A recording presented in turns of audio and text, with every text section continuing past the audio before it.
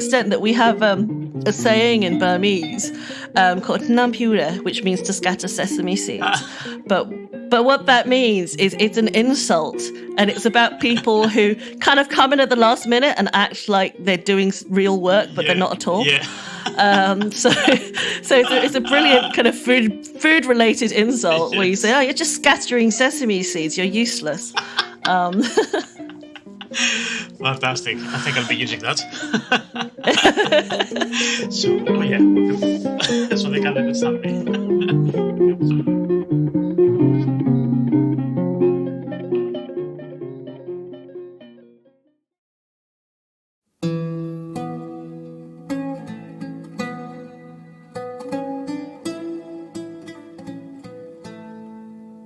Hello. Welcome back to the Delicious Legacy podcast. I'm your host Thomas Dinas, and on this episode we have a rerun from season 1 about the traditional foods of Burma, or as it is known the last decades as Myanmar. And I just wanted to bring that again to the forefront.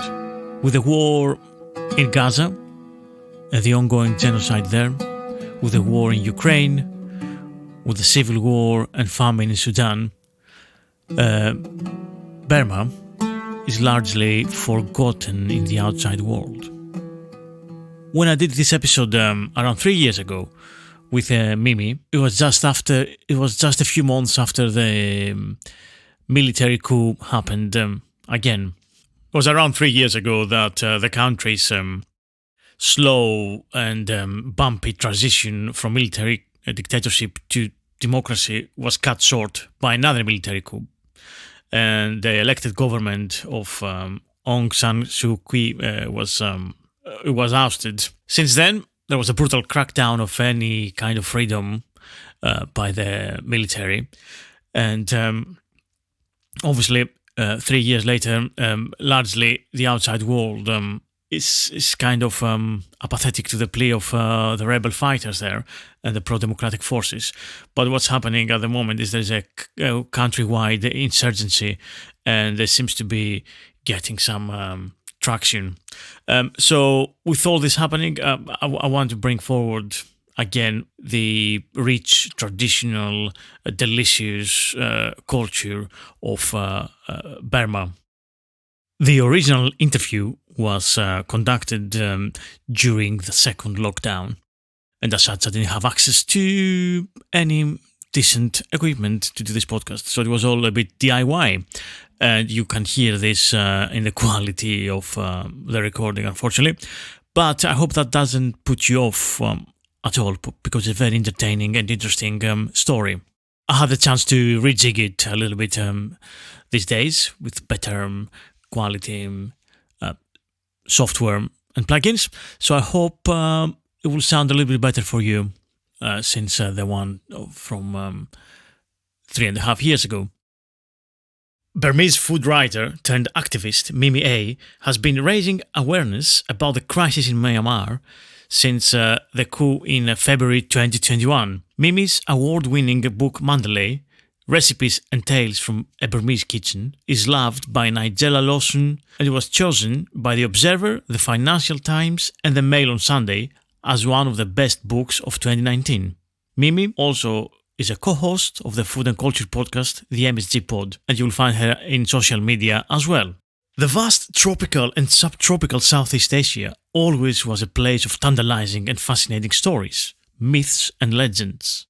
Ruins and monuments hidden deep in the jungles, long and unexplored rivers, mysterious tribes living in the jungles, and long-lost civilizations. Even more, the myriads of different foods, the ingredients, the thousands of local plants were alien to me.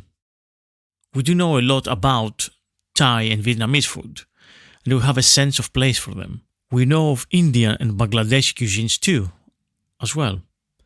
But what about that corner of the earth sandwiched between China in the north, India to the west, and Thailand to the east? What about Myanmar? Or, as it is also known, Burma? I knew practically nothing about the food of the country, and I think it was and still is the same with many of us. So I could point it on the map, of course, and I knew a bit about the old history and the long military dictatorship, right? So I could not pass the opportunity to invite Mimi A on the podcast, since she's the go-to person for all things that have to do with Burmese food in UK. And since our interview, I've been to one of the most acclaimed Burmese restaurants in London, Lahbet, and I must say I was very delighted to try all the traditional dishes from the country. Anyway, I hope you enjoyed today's interview, and talk to you soon. Let's listen to Mimi telling us all about her favorite delicious recipes and dishes from South Asia.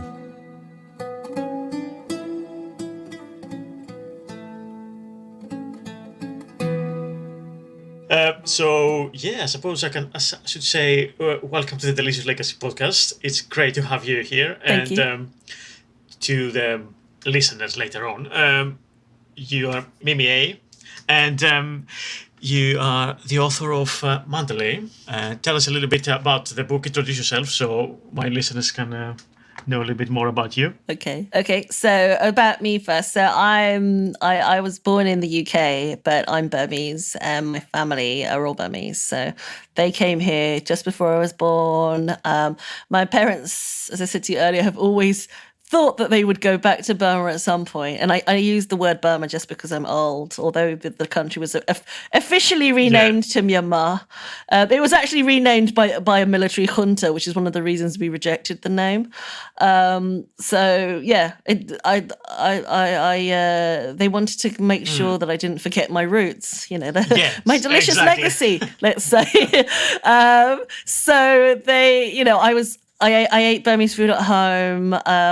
I spoke Burmese. I was brought up with Burmese traditions and culture, because I think my mum and dad thought that they were equipping us for the future, because they thought, at some point we'll go back. And, my brothers, they were 9 and 6 when we came here. So they were already, they already spoke Burmese. And so it wasn't a problem for them. But for me, I was learning from scratch, right? But yeah, exactly. But we were kind of brought up with the tradition of food and Burmese food and culture. And then I kind of got into kind of food writing probably about 10 years ago, maybe a little over 10 years ago, when I had a blog. I did that thing where everybody just kind of writes about what food they like. And then I started writing more about Burmese food specifically. And I got a book deal kind of off the back of that in 2013. And that book was a book about noodles, which was imaginatively just called Noodle. It wasn't my choice.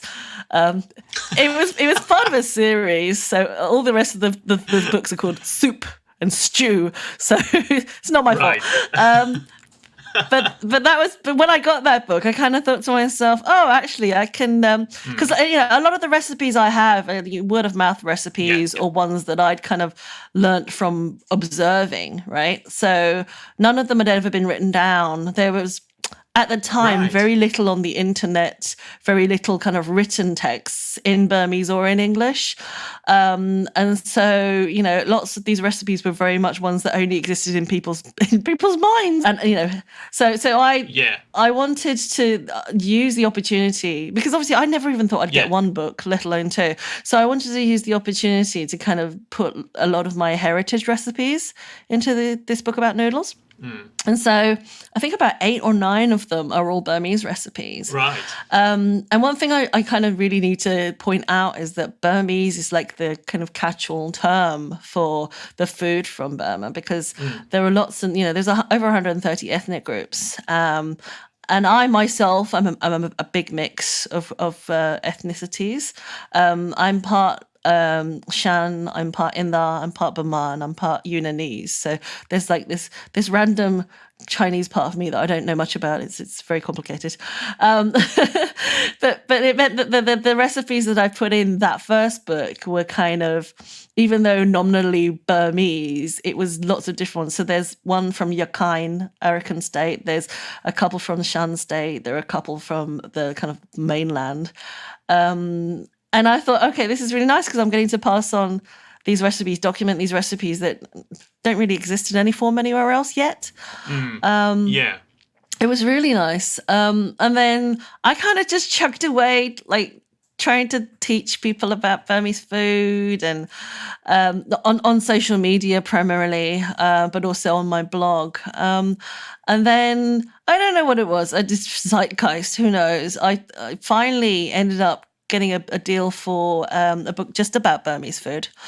And so, you know, Mandalay Recipes and Tales from a Burmese Kitchen came out in 2019. Yes, with a lot of critical acclaim, I must add. Thank you. Yes, I mean it's a weird kind of thing because I have a very strange relationship with my book because it's sort of a memoir in a weird kind of way. I had very understanding publishers who kind of allowed me to do whatever I wanted. Yeah. And so I think slightly distinct from a lot of other books out there, and definitely different from the books that already exist on Burmese food. I've put in probably, like, the introduction is like over 40 pages, and it's talking about my family history. It's also talking about culture. It's talking about, you know, geographical things that people might not be aware of. So yeah, that was something that I was really, really delighted to be able to do. And also, like, even the recipes, I tried to put all of the recipes into context. So I tried really hard not to just say, this is a tasty dish, but explain, you know, where the dish came from, why it was important to me. But because of this, because of all of that, it's a very, very personal book in a lot of ways. And so I was really frightened when it was published because I thought, if people didn't like it, that was like a personal judgment of me, you know. You know what I mean? Yeah, totally. It makes sense. So as you say, when it came out, it did have a lot of critical acclaim, which I was really kind of taken aback by, and, like, you know, it made me cry a bit because it's kind of one of those things where you think, oh God, people really do like this. So, you know, it was on the best book of the year list for the what was it, for the Observer, for the Financial Times, and the Mail on Sunday. So quite a wide range. Very wide range indeed. Yes, in this country, at least, we don't know much about Burma and about Burmese food. No. To be honest, we are more acquired with the Indian food and Thai food, and obviously more Southeast Asia, like Vietnamese food. But I don't think Burmese is so well known here. Is it because there's not much community and diaspora So here? the diaspora here is unusual. It's less so now. So, and probably for the last, until about 5 years ago, there was only one Burmese restaurant in the whole of the country. And that had been around since the 90s. And that was a restaurant that had actually come over from Norway. So it had originally been set up by a Burmese family in Norway, who then came over to London. But other than that, the diaspora was very, very specifically a brain drain from Burma in the 60s and 70s. And what it was it's mainly doctors and nurses, mainly doctors, to be fair. Yeah. And so they were people who came over to the UK, usually because they had been appointed to a role in the NHS here. So they had a vocation, which meant that their main thing was kind of saving lives and looking after people, right? Yeah. And so food was, although incredibly important, it was always secondary. It was always a hobby. And so there was never any question that anyone would set up a restaurant, you know? It just wasn't a thing because people were here for a specific reason and a specific job. Now, you know, after that, it's been very hard coming over to Burma because there are lots and lots of roadblocks put by the military government, which meant that it was very difficult for even like my family to visit us. It was just pretty much impossible. But in the past, I don't know, maybe 10 years or so, people have been able to come over. And I think this was partly because there was, let's say, a notional democracy in Burma, although no one really ever believed it. But it was open enough because they wanted people to come over. They wanted tourists to come over, but they also wanted. So it also meant that people could come over to the rest of the world. So we had entrepreneurs, we had foodies, we had business people come over, people in hospitality come from Burma wanting to, spread the love for Burmese food. So we suddenly started seeing restaurants open up. So there's one in Shoreditch called La Pet, which started off as like a pop-up underneath the bridge or something, I think it was. But they're wonderful. Actually, the head chef is from the same part of Burma as my mum. So his tastes are very similar to mine. They're very aligned with mine. Yeah. And then, there are a couple of other places that have been popping up. And there are actually also places, and I think it's a bit like the whole kind of Indian restaurants actually being run by Bangladeshis type thing. Yeah. But there are a few Thai restaurants that kind of turned into Burmese restaurants in the last few years. Interesting. So it's kind of a thing where actually they were Burmese all along, but didn't think that people would want to eat Burmese food. Yeah. Because I guess people didn't know about it. Didn't know about the country as well itself much. And that's because, the government had kept it so in the darkness, had hidden it from the rest of the world. Isolated, Very much a policy of economic isolation. Exactly. And so, and then, of course, people boycotted going there for such a long time because of the military government. So, no one was coming back or forth. So in a few words, in Fukan, how would you describe Burmese food? So I keep changing how I describe Burmese food, helpfully. But I've decided actually one of the best ways to describe it is, I think it's probably most similar to Malaysian food, I've been saying. I see. And the reason I say this, although we only really eat coconuts in desserts, but the reason I say this is because I think Malaysian food has the kind of, I don't know what the term is. It's as capricious and whimsical as Burmese food insofar as you can't define it by one type of food. So we like curries, but we like noodles, and we like salads, and we like fritters. So, basically, whatever kind of dish you want to eat, you can go and eat it. Yeah. So you can't write it off. And also in terms of flavors as well. So we don't really, apart from the fact that every dish has to have, let's say, 2 or 3 different flavors. Yeah. You can't really pinpoint what those flavors might be. So it's one of the things that Burmese people complain about is kind of boredom or monotony in a dish. And this is about flavor, but it's also about texture. So congee. You know how congee is beloved in almost every country in Asia. Burmese people don't like it generally. And the reason we don't like it is because it's dull. Right. It's considered something that you give to invalids or to people who are trying to lose weight. It is. It's kind of like gruel, basically, because it's like, oh my God, what is this thing? And it doesn't matter how many different garnishes or stuff you put on it, it's still just considered blah. And so, like, in terms of like our soups as well, so we have things that we call soups, but they're not blended up. You've got chunks of things, and you've got crispy onions on top, and you've got this, that, and the other. So like, there's interest in every spoonful or every chopstick full, and every kind of mouthful you have is different. It's formulated differently. So I think that's probably the easiest way to describe it. I think definitely that's obviously rice is one of the principal staple thing. It is. Yeah. Rice, we have this thing where, like in a lot of countries, instead of saying "Have you eaten yet?" we say "Have you had your rice yet?" So we do love rice, but it's kind of considered the daily meal. But we like to have things with it. So you will have your bowl of rice on a table, but you'll also have soup on the side, and you'll also have like crudités, and you'll also have 2 types of curry, and you'd also have a stir fry, and you'd also have kind of like fritters, and you'd also have a salad. Yeah. So like, you need to be able to turn the rice, which it's still the star. The rice is still the star, but it combines with other things to make something really special. Yeah, fantastic. And in terms of, so basically you said you're using chopsticks like most of the Southeastern Asian countries. Well, we don't actually. just to be confusing. So we actually have a tradition of eating with our hands. So we're actually more similar to, like, say, India in that way. We only really use chopsticks for noodle dishes that we've adapted or have been inspired by China. Yeah. So we have noodle dishes that we eat with a spoon or with our hands as well. So. Oh, right. Okay. Yeah. So, like, the thing, one of the things that kind of breaks my mind whenever I see it is our national dish is a dish called mohinga, which is kind of like a fish noodle soup. So we call it a soup, but it's got a lot of texture in it. So there are noodles and there is fish cake and, there are fritters and all those sort of things in it.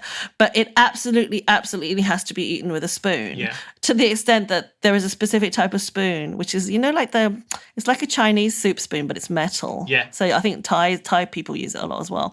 So we call that spoon a mohinga spoon because it's so important that you use this spoon.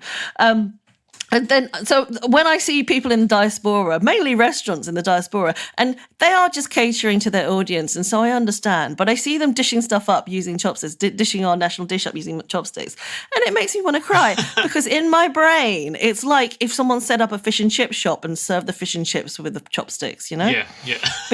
because that's not how we eat it. Yeah, of course, it makes sense.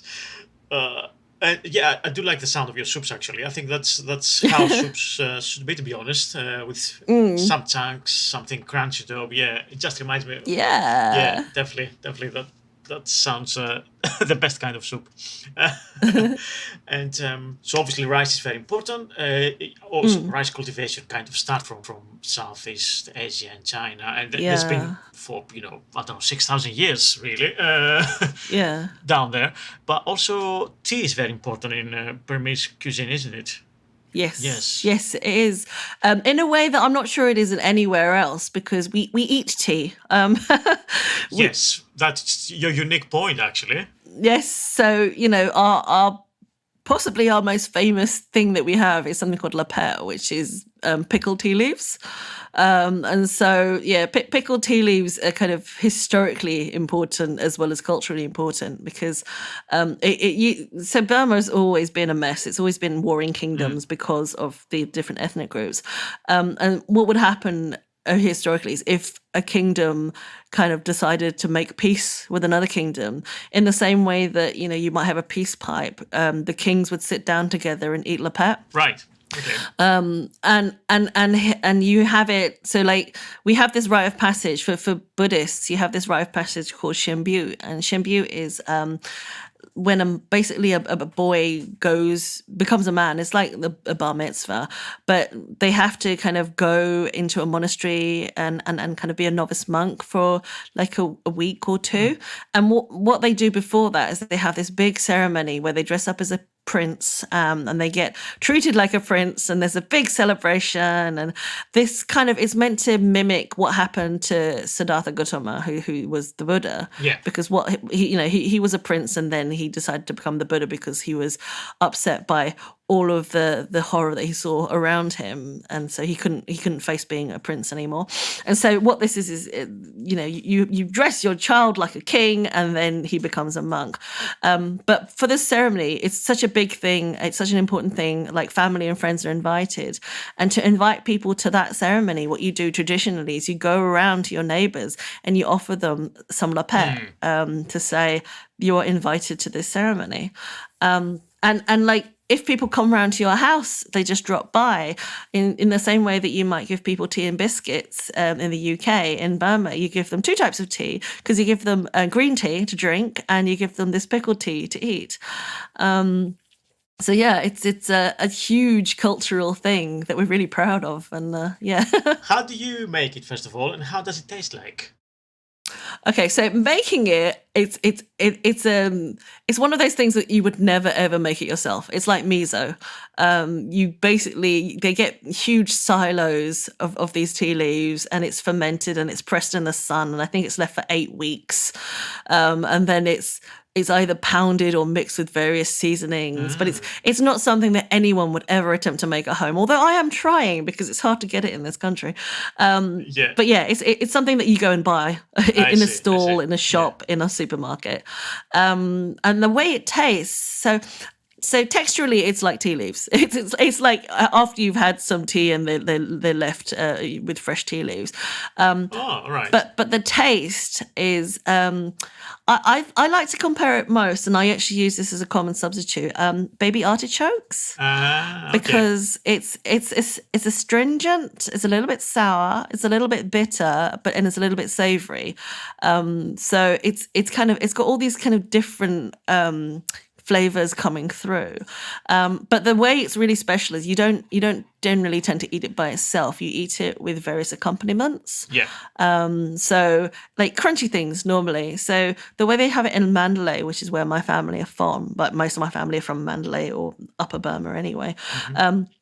You have something that's called alu lepet, and alu kind of means celebration offering. And this type of lepet is served up in this really beautiful lacquer dish generally, which has kind of divisions, and each compartment has a different type of garnish in it. So you've got lepet in the middle, the pickled tea in the middle, and then around the edges you have things like fried broad beans and sesame seeds and fried garlic and dried shrimp and all these kind of little nutty little bits all around it. And the way you're meant to eat it is you use a teaspoon and you kind of create a little parcel for yourself, and then you eat it. So that's the Mandalay way. And the Yangon way is kind of known as lepet, which means lepet salad. And so what they do is they get pretty much the same ingredients, but then they add fresh tomatoes and sometimes fresh white cabbage. And then it's mixed together with a bit more of a dressing. So a squeeze of lime and a squeeze more of oil. And that's lepet salad. So yeah, those are the kind of two major ways of eating lepet. Sounds delicious. It is really nice. But like I said, if you can't get hold of it, baby artichokes work very well. Very interesting. Yeah, that's something very unique and very different from other cuisines and things that you had of the area. So really intrigued me, really kind of made me curious to see how you make it and, how does it taste like. It's not very often that you find things that are very unique and you haven't had them before. So there's always some similarities. You can compare it with something else. Obviously, we all love eating and we love having feasts and extravagant stuff. So there's always, from one place to the next, you can connect dots, but there's something that you never had before. It's like, oh my God, that's great stuff. That's great stuff. What are your, I don't know, I think I would say your favorite traditional dishes? My favorite dishes. It varies. I think probably the one top three, maybe. Top three, let's say. Okay, so I think my favorite dish is probably one called mogo miche, which is a dish from Mogo, which is where my mum's from and where that chef from Lepet is from, the restaurant Lepet. And what that is it's rice noodles and topped with pork, usually pork shoulder or pork belly. And then it's got kind of like a tamarind dressing and garlic and coriander and crispy onions. And it's one of those, it's like hot, spicy and sour noodles, basically. Ooh, nice. And so it's really refreshing, and like even if you've got a massive bowl, you don't feel like you've eaten too much because of the sour, the spice. And I love that just because it is so delicious. But I also love it because I associate it with coming home. And when I say going home, I mean going to Burma because, whenever we land from the airport, we get whisked by car to my auntie's house. And that's always the dish that's on the table, always. So it's the first thing I eat as soon as I've stepped on Burmese soil. So yeah, that's probably why that's my favourite. And then my second favourite is hilariously probably the Mandalay version of the same dish. And the reason that is because, Mandalay's where my dad's family are from. So it's kind of very much a family thing. So Mogot's my mom's family, Mandalay's my dad's family. But the reason Mandalay miche is probably my second favorite dish is it's one I associate with parties. Because in this country, whenever friends and family came round, my mum would break it out because it was such a crowd pleaser. It's the same base of rice noodles, but my mum would normally use spaghetti because it was one of the ones she first cooked in this country, and you couldn't get rice noodles at the time. So there'd be the spaghetti base, and then she'd use chicken rather than pork because chicken in Burma, ironically, chicken is really expensive and beef is cheap because no one really eats beef. And so to use chicken showed you were well off. So basically chicken would be the meat, the preferred meat, and that showed fantastic. that she was being generous and being really and it was also the first dish my mum used to let me help make, but the job she gave me was totally pointless, I realized in the retrospect, because what she asked me to do, this is like when I was like 5 years old, I think 4 or 5, she'd give me a bowl of soybeans, so kind of fermented yellow beans, I think this is. So not the black beans, but kind of like the slightly kind of more liquid yellow beans. And what she would do is she'd give me that, and she'd give me a spoon, like a really kind of flat-based spoon, and she'd ask me to squish them to make a smooth sauce. Now, the reason obviously this is pointless is A, you don't need to do that because we like the texture anyway, and B, you can also buy the yellow bean paste ready-made. Of course. But I think it was to make me feel useful. So I have this association with it being that this is the sauce that I used to make, the first dish I used to help cook, but also it's to do with parties. And then my third favorite dish, again, it's a chicken-based dish, and it's always referred to as like our version of biryani. It's called dambao. But I wouldn't say it was biryani. I think it's much more like the original Iranian dish, not least because dambao kind of is derived from the term dumpuked, which I think is an Iranian term. And what this is it's like a rice pilaf with chicken and with kind of various herbs and, spices. But it's considered like the most celebratory of dishes. Nice. So it's the one that's served at weddings. And we actually served it at my wedding. So it's very much a dish where it's kind of, and it's expensive because you've got all these expensive herbs. You've got saffron in it, and you know what I mean. So it's the dish that we always serve when something really, really special is happening. So some kind of massive celebration. Those are my 3 dishes. So Mogot miche because of my mum, Mandalay miche because of my dad, and biryani because of my wedding. So dambao. Brilliant. So, do you know, or can you enlighten us a little bit about the connection with Iran? What's the connection with Iran?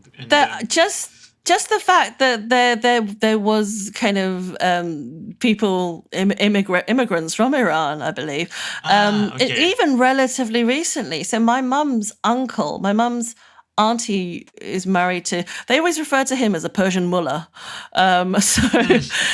We've got, Iranians in our own family. So I think there's always been some kind of movement back and forth. So there's another dish which I particularly like, which again I believe has Iranian roots, and it's again a chicken dish, but it's a curry, and it's a cinnamon curry. And we don't use cinnamon in that many other dishes, but this is like a really really lovely fragrant curry, and it's a big crowd pleaser. This one I made it once when I did a takeover. I took over a friend's restaurant for the night, and it was one of the dishes on the menu that night, the cinnamon chicken. And one of the guests was a farmer, a cattle farmer. Yeah. And so this was out in Dorset, so that's why. And the cattle farmer passed on a message to me in the kitchen and said if I gave him the recipe for my cinnamon chicken, he would give up beef forever. So I think that's a great compliment. I know. That's fantastic. So obviously the importance of festivals and communal eating is quite big. It's very big. I mean, weirdly enough, we don't necessarily have specific foods tied to festivals. So we have that one, and then our New Year is in April. It's called the jan or thenjan is another way of saying it. And we have one dessert associated with that, which is called molongyebo, which is like, it's basically it's a bit like mochi again. So, as mentioned before about the Japanese dish. So it's like, and again, it's a rice cake, but inside you have like a piece of sugar, palm sugar. And again, it's a communal activity. What happens is that you all take turns rolling it. So you all kind of, you sit around in a big group and you have this big basket of dough in the middle of rice dough it is.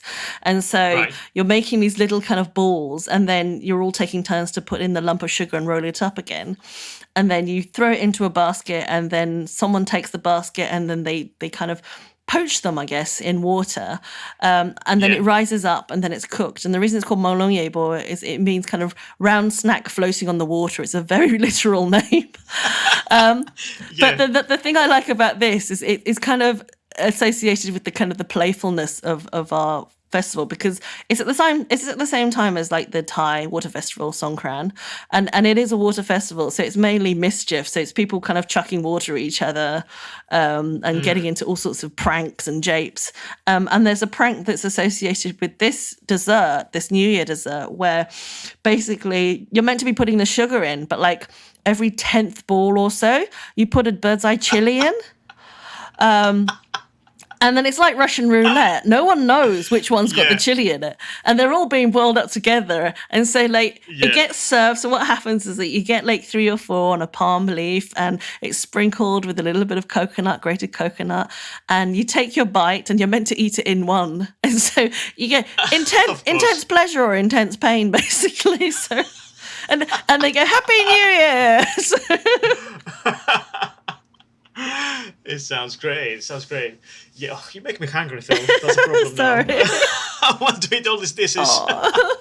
Anyway, that's going to happen at some point in life. It will. But the thing actually I wanted to point out is that although these festivals, they are all kind of notionally Buddhist festivals, the way Burma works is, I guess, it's a bit like everyone celebrates Christmas. So we have these festivals, but everyone pretty much joins in, which is really nice. So like New Year, although that is technically the Buddhist New Year, it's a national holiday. Everyone's partying, everyone's having fun. It doesn't matter what religion they are. Because it's kind of, I guess, because the country is so predominantly, in the same way the UK is predominantly a Christian country, Burma is predominantly Buddhist. And so the national holidays are generally Buddhist ones. Although, unlike the UK, for example, we recognise Eid. That's also a national holiday. But because of that, it's associated with people having time off and people having fun. So it means that everyone joins in, it means it's more of a cultural thing rather than a religious thing. So I kind of forget that it's a Buddhist thing at all. And I'm a terrible Buddhist. In the same way that I think many ostensibly Christian people know nothing about Christianity, I know nothing about Buddhism. I just remember it's New Year. So. Yes, New Year's, celebrate. Yes, yeah. It's not. I suppose, is that why you don't have so much beef, or because why the beef is so cheap? Because it's mainly a Buddhist country. Sort of. So I think that's more of a Burmese thing. So basically, in Burma, like even until recently, farming was generally done in very old-fashioned manual ways, so instead of tractors, you would have like buffaloes and cows doing all the work. And so what happened was that these animals kind of became part of the family. I see. And as a result, we didn't really do dairy farming either. So milk wasn't really available, or dairy generally wasn't consumed in Burma, apart from kind of like condensed milk and evaporated milk. So that kind of horrific thing. It's funny actually. There is So we really like milky tea. We've always really loved milky tea. So the two types of tea we have is green tea, which we call yenwejiang, and milky tea, which we call lepeye. And there's there's sort of nuances with lepeye. So you can say things like there's various terms which I can't remember for the life of me right now. But there are ways of saying a little bit less sugar, a little bit more sugar, or a little bit milkier. But until relatively recently, the milkiness was achieved by like milk powder. So kind of process. And Oh, wow. and we liked it so much that we're very famous for this stuff called 3-in-1, which is basically tea and milk and sugar in a packet, all mixed up. So you can't change the strengths of anything at all. And the same with coffee. Coffee was also had in the same 3-in-1 style. So you'd have like a packet of milk tea and a packet of coffee, and if you like black tea, if you like cappuccino, if you like espresso, you're screwed, because none of that exists. I love all these small, unique things that countries have. It's brilliant. So I guess, as you're saying, you didn't have, as a country, traditionally, they didn't consume milk or No, dairy products not really. much. No, Yeah. I mean, Yeah. oil. A lot of oil. Oil is like sacred almost in Burma.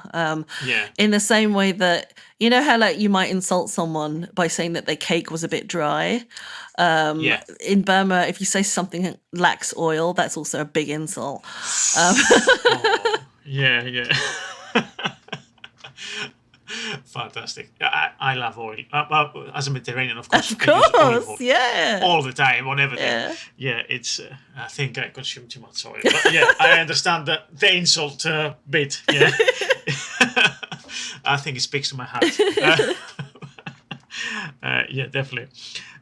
So yeah, beef, it wasn't obviously consumed, but chicken was more the most expensive thing, Yep. the most celebrated, and pigs Oh, and well, pork was I mean, that's our more staple. normal. Yeah. Pork is our Yeah. staple. To the extent that I mentioned this in my book, but like, if in Mogo, which is where my mum's from, they basically it's like the most favorite meat ever. To the extent that my uncle would go out and instead of saying that he was going to go and earn some money, he'd said he'd go out and get the pork funds. So. So, like, who's bringing home the bacon? or Yes, something exactly like like that. that. Yes. Brilliant. And in terms of sauces, sauce-based stuff, do you have anything particularly unique We have from Burma? Yeah, so we have this thing called bonyeji, which is primarily from this place called Nyangshui, Bagan. So Bagan is basically one of the historical capitals of Burma. It's the one that is like our equivalent of Angkor Wat. It's just full of ancient temples. So just outside that is the area of Nyangshui, and basically they produce this sauce, which is like a very rich fermented sauce. I guess it's a bit like miso, and it's made from it's called the horse gram bean, and it's very hard to describe. It's very pungent, but in a really kind of Moorish way. It's not unpleasant, but it's very strongly smelling, and it's very savory, and it's very salty, and it's a little bit sour, and it's unique. I don't think I've tried anything that tastes exactly like it. And the way we eat that is we either eat it in a salad with onions. So it's basically kind of onions and maybe a little of some other vegetables dressed with this sauce, this bonyeji sauce. Or we make a pork curry with it, which is bonyeji wetha. And again, it's something that it's actually so regional that probably maybe 20 years ago you couldn't get it anywhere apart from in the area. Right. But now you can get like instant mixes, just add water type thing, which is kind of like dehydrated bonyeji, because I don't think it keeps particularly well as a kind of made up sauce. But you can get packets, which I even have some in my fridge, I think, where you can just make this sauce. So that is. I actually have a recipe. I learned how to make that myself, because I'm an idiot, and I think I even said in the recipe, this is going to take forever. So. Make it because it is so iconic and unique, but it's very tiring. So, it's a big disclaimer at the start of the recipe. Yeah. But yeah, I think I referred to it as black gold because it is, it's such a beautiful dark color, and it's really nice. Wow. Can you find it in UK in Oriental markets, supermarkets? Not normal ones. You can. There's a few Burmese suppliers, but like I said, it's very scarce otherwise. It's very but you can make it. It will take you a week, and you'll go mad, but you can make it. I'm already mad. That's fine. That's fine. Great. I love it. So obviously in Chinese culture, a lot of the food has medical properties, and obviously in ancient Europe and ancient Greece and old medieval Europe, the food was associated with hot and cold and all these properties. Is there anything similar in Burmese cuisine or Burmese food that we do have that, but that wasn't passed on so much by my family, just because I have so many doctors in my family that they all poo-pooed it a little bit. So it was not something that we ever believed in particularly. Yeah. There's the odd kind of superstition that was passed on. Like, for example, there's a strong belief that bitter foods are good for you. Right. No rhyme or reason behind it, but it meant that a very popular vegetable is bitter melon. It's called Corella, I think, in this country. It's a very spiky looking gourd, which is just incredibly bitter. And it's my mum's favourite vegetable. And Really? it's the favourite, and it's like an iconic vegetable in Burma. And I can't stand it. I mean, I think probably as I've got older, I've been able to tolerate it a bit more and almost like it. But it's one of those things where you're told you have to eat it because not only is it delicious, it's incredibly good for you. And then there's another similar leaf called ma in Burmese, but in Indian English it's called neem. And similarly, it's a very, very bitter leaf. And weirdly, I quite like that one. I don't know why. But again, it's one of those things where we're told it's good for your health, without any kind of explanation as to why it's good for your health, apart from it's punishing you. So yeah, maybe that's why. Anything that punishes you is good for you, I suppose.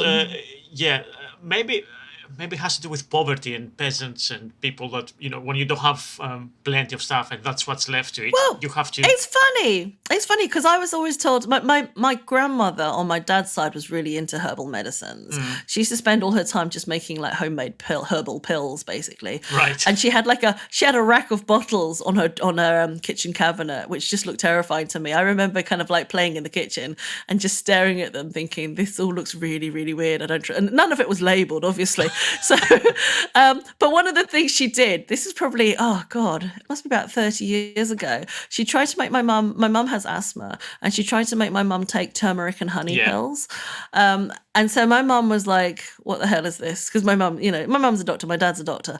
Yeah. And at the time they were like, what is this nonsense? And my grandmother was like, no, you should do it, you do it. And of course it turns out that combinations is actually good for asthma, like medically found to be good. So my grandmother wasn't talking rubbish. And it means my mum, now in her old age, she makes these pills herself now. And then if you go into like Holland and Barrett or anything, you can get turmeric pills now. And my mum saw how expensive they were and she was like, never mind, I'll make my own. Yeah. Just like your grandmother. I thought you could. But again, it's the thing about the bitterness, because obviously turmeric's quite a bitter spice. Yeah, on its own, it's very bitter and pungent. Yeah, of course. It's kind of funny because obviously there is a lot of tradition about what goes with what food, and one of the funniest things that has come out in terms of tourism is there's been this poster that's been circulating which originated from Chinatown in Yangon, which was the capital city, and basically it's like a trilingual poster. It's got Chinese and English and Burmese written on it, and it has the foods that will cause you different ailments depending on the combination you eat them in, but it's utter nonsense. So it's got this there's one whole column which says that seriously, it's got one whole column that says if you eat these two foods together you will die, and then there's another one which says if you eat these two foods together you will get diarrhea, and then there's another one which says that you will, if you eat these two together you will become faint. So it's just complete hokum. It's nonsense. But my favourite in the you will die section, it's got some very bizarre combinations. And when I say bizarre, I mean normal combinations that I have eaten and I know it won't kill me. So it's got things like, I can't remember the top of my head, but it's something like if you eat melon and honey together you will die. And so I'm like, where the hell has this come from? It makes no sense. Especially fruit and honey, which is nice and healthy. I suppose maybe they mean that you're going to die of old age in 60, 50, 70 years. But it's funny. So because of that, we have our superstitions, but I don't think we have ones that we take that seriously, to be honest. And like the other thing that I find quite interesting and distinct from a lot of countries in the part where we are, Southeast Asia, is that we don't have any real kind of taboos to do with pregnancy either. So you know how like in China and a lot of the kind of like other countries in the area, they have this thing where after you've given birth, you have to eat specific foods to get your strength back up. and you have to like stay at home for a month and all that kind of stuff. We don't have anything like that. I think there might be a little bit of that like out in the country, like in the really rural places, but it's not like a normal thing to do. Whereas, so when I've seen other, friends of mine from other countries do that kind of thing, and they go, "Oh, do you do that?" And I've gone, "No." Should we be doing that? I don't know.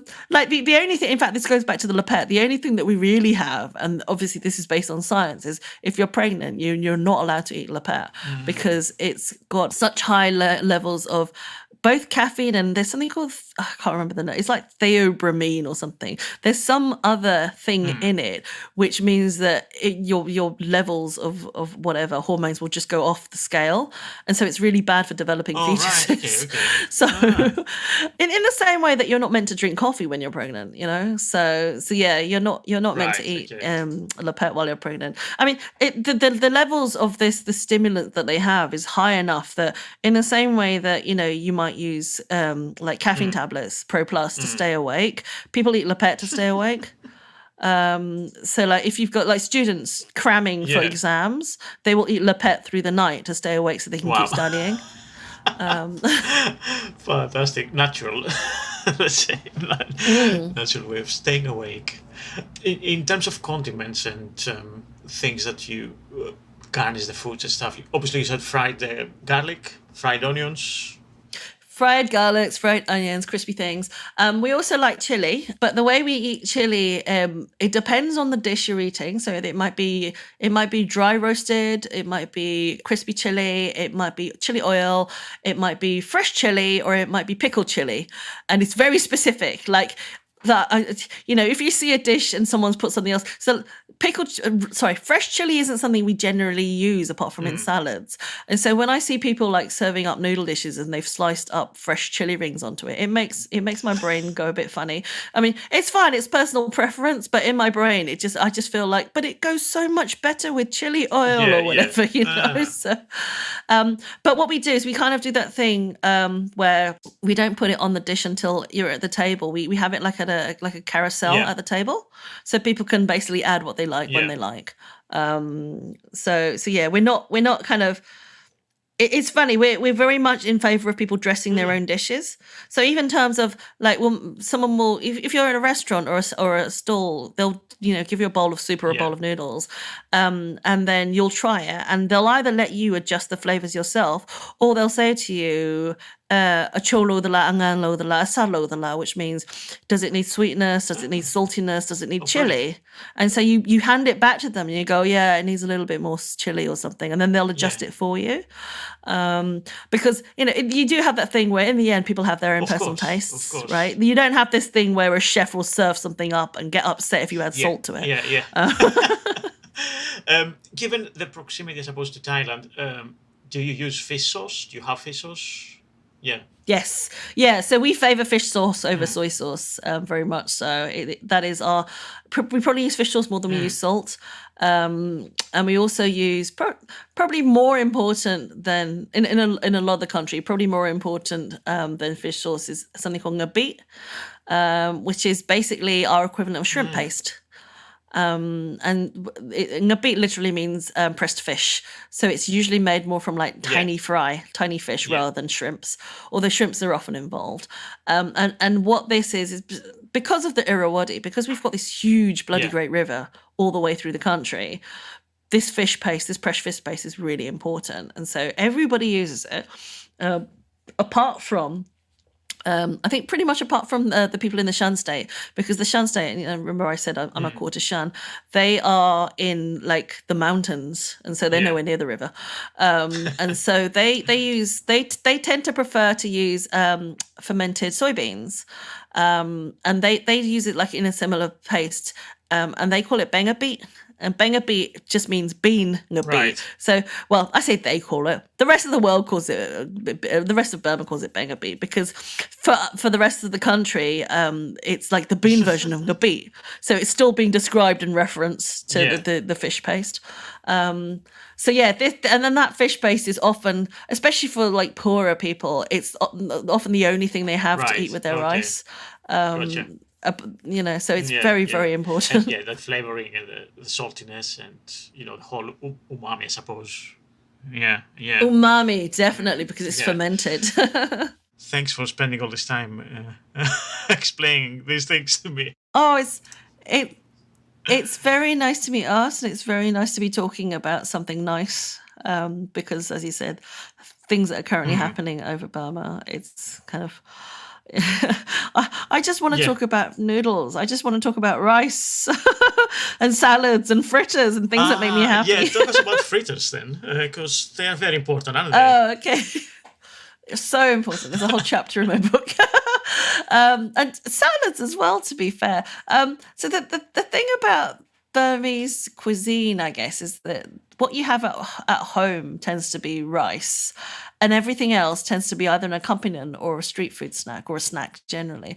And so fritters, if you're going out for street food, there's just like fritter sellers everywhere. You'll just have people with their woks they're either like separate little markets, night markets or day markets, or they're just kind of on the road by themselves. And they have a wok and they have whatever you fancy just frying away. And sometimes they're kind of like specific woks. So you have this type of fritter called molemia, which means couple crispy or couple snack. And what that is it's like these kind of very small little round pancakes that have been stuffed with spring onions and yellow peas and like sometimes a little bit of tomato and sometimes a whole quail egg. And what you do is they get the two, so the kind of it's like a frying pan like drum with like these little concave indentations. So each little pancake is being cooked separately. So a bit like takoyaki and a bit like konom krok, I think it's called. And so lots of other countries in that area have very similar pans. And then, but I think, so what we do is that we then kind of scoop out these little pancakes and then we join them together while they're still hot. So they seal and then they form like this perfect crispy shell. And that's why they're called couple cakes or husband and wife cakes, because you're bringing two halves together. And those are really nice. But like anywhere you go, you'll see kind of like our tofu, our tofu, which isn't soybean based, it's chickpea or split pea based. So you'll see tofu fritters, or you'll see prawn fritters or bean fritters or sweet corn fritters. And, brilliant. It's just so common to just grab some in the same way that I guess here you used to like be able to grab a hot dog or, some chestnuts off the street. Then in Burma, you're just grabbing fried things off the street. And it's always made to order. So sometimes you have to wait a little bit, but that's how you ensure that it's absolutely fresh and absolutely crispy and hot. It sounds like a great street food for here as well. If and when the food markets open, you can. For sure. I mean, the only thing is I worry about health and safety because, like I said, these are massive woks of frying oil. So okay, yes. I guess here you'd use deep fat fryers. I think that'd probably be a bit safer. Probably. All plugged in with safety cut off, all that kind of thing. Yeah.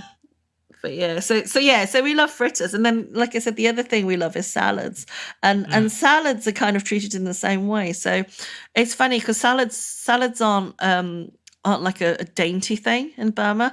When we say salad, we're actually talking about a combination of ingredients that have been tossed together with a dressing that often doesn't require any kind of leaf at all, or even sometimes no vegetable at all. So. Or like the vegetable might just be some onion, So like we have kind of very meaty salads and we have very fishy salads, and like we have the lepetho, so the tea leaf salad that I mentioned, and then we have a salad which is primarily based around lemons, which where the main ingredients are basically lemons, fish sauce, chili, and ngabit, the shrimp paste I mentioned. And these aren't things that you lose weight on. These aren't things that and because of that, they're considered snacks. And so you will have salad vendors again on the street making your salad to order. Oh, wow. And like I said before, they will adjust to your taste. So you'll say, oh, can I have like that fish salad, but can you put a little less chili in it or a little bit more vinegar, that kind of thing.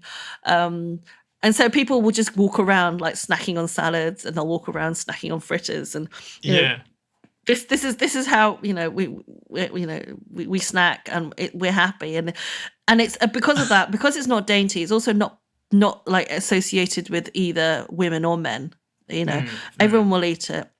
Children will eat it. So that lemon salad sounds very intriguing. How is it made? So basically, you you peel a lemon and you get rid of all the white pith, and then you slice it very, very thinly. So you've basically only just got like the lemon pulp left, the kind of like the kind of, I don't know what they call. Do you know what I mean? Like the kind of like. And then you've got the pulp and you put it in a plate, and then you kind of marinate it slightly with fish sauce, with various other kind of ingredients, all kind of like spicy bits of garlic, bits of oil. And then you kind of leave it to soak in those flavors and textures. And then you kind of slice some shallots very, very thinly, and then you throw it into the mix, and then you mix it all up. Sounds great. Yeah. And then it's ready. And so you eat that with rice, or you eat that with a soup on the side. And yeah, it's kind of, because it's lemons, obviously, when you eat it, it's kind of quite powerful at first. But then it mellows out to a really, really lovely kind of long, savory, mellow aftertaste. So yeah, it's very addictive. I bet. But you know, like I was saying, because obviously rice is the kind of the daily meal that we eat at home, and everything else tends to be stuff that we go out and eat for fun. Even noodles are kind of categorized in that same way. So like we'll often go out and eat noodles, and then we'll go home and eat our actual dinner. So basically, yes, it's we eat and then we go to eat. Yeah, because, you know, everything else, we have this generic category called monk, and monk kind of means snack, and it kind of means like cake, and it kind of means all sorts of things. But it's basically this mop-up category for stuff that we don't consider real food, which means that it's like bonus food. So I love Burmese food. Yeah, well, like, food culture. The same with desserts, because we don't have desserts at the end of the meal. We actually, going back to le pet is how we end a meal. Sweet stuff we eat as a snack. So we'll go to a festival and we'll eat a snack, or we'll go shopping and we'll stop in a cafe and we'll eat some sweets and desserts. And so yeah, it's just fun things to eat when we're not at home. Yeah, sounds good. As you said, you have that. New Year festival sweet. Any other like unique desserts or sweets that you would call? So I mean, we're not. I have to say, I've always been under the impression that we stole most of our desserts from either India or Malaysia, because they're so similar to like archetypal desserts from those countries. So like we don't have a tradition of ovens. We have no oven culture. And so we only have one real cake, and it's called sanamakan, and it's a stove cake really. So you cook it in a pan on a stove, and then if you've got a grill, you might kind of finish it off on the grill, but you don't bake it. And it's basically based on something called suji ka halwa, which is like a semolina pudding from India. And it's pretty much the same thing. And then like another of our absolute favorite desserts is called faluda, which is an Indian word. It's faluda. And it's like a rose pink dessert with ice cream and kind of vermicelli noodles and jelly and like basil seeds, and it's like a very ramped up milkshake, and it's amazing. But it's an Indian dessert, you know, and even the New Year dessert, it's so similar to a lot of the Malaysian desserts. There's one called onde onde, which is, to my mind, looks exactly the same. It's like this sticky rice ball with a sweet inside, coated in coconut. Although I don't think they do the thing with the chilies. So yeah, I pretty much all of our desserts, I really do feel are based on other people's. I think the only one I can think of that I would think is properly unique are the ones that are almost more savory than sweet. So there are a couple, like the thing that the tamane, the pounded cake that we do, the one that we have competitions for. That is technically a dessert, but it's not. It's savory. But I find that to be a very Burmese thing. And I think it only vaguely qualifies as a dessert because it has coconut on it. And then there are various other pancakes which are kind of similar. And again, they have like peanuts and sesame seeds and stuff. And I think just by mere dint of having those ingredients in it, it counts as a dessert. Yeah. But I think there's one dessert which I think is very Burmese, and I don't think I've seen it anywhere else. And I'm probably wrong, and it's probably comes from somewhere else. Is a dessert called mong le gao. And mong le gao literally means a bracelet snack. And what that is we get it's sticky rice dough, so it's kind of similar to the other. We use a lot of sticky rice flour, basically. So you get sticky rice flour and rice flour, and you kind of mold it into a very pliable dough. And then you kind of roll it into a sausage, and then you turn the sausage into a donut. So you join it at the end. It looks like a bracelet, basically. And so and those are fried. So those are fried rice flour donuts, basically. And they're really tasty. They're very chewy rice donuts. And then when you serve it up, how you serve it up, so you serve it up with a jaggery sauce. So you could use like treacle or something, basically. So you serve up this kind of huge heap of rice flour donuts drizzled all over with this lovely kind of treacly, sugary sauce.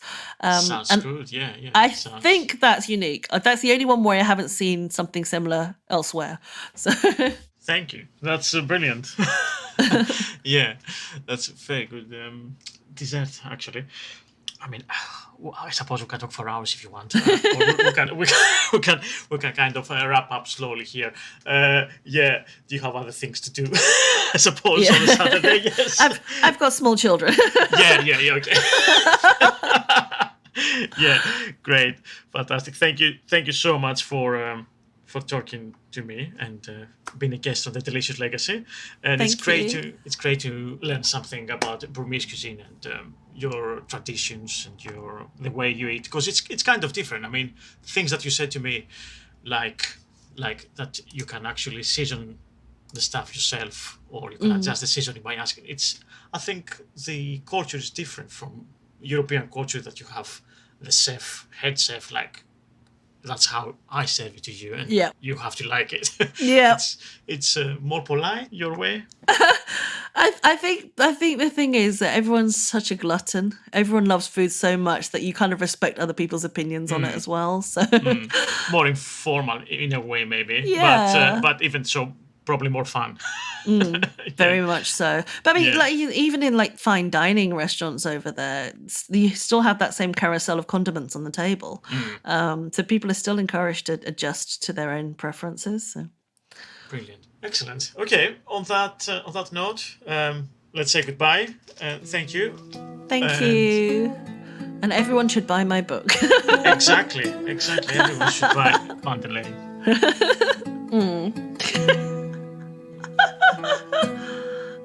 So yeah, thank you. Thank you, Tom. Cheers. Have a good day. Thank you. You too. Weekend. Okay, you too. All right, bye. And this is it. Thank you for listening. I've been Thomas Dinas, and this was the Delicious Legacy podcast. Remember, if you want to be a patron and support the podcast, go to Patreon, and from $3 a month, you too can support the podcast to produce these episodes and give you more interesting archaeogastronomical adventures.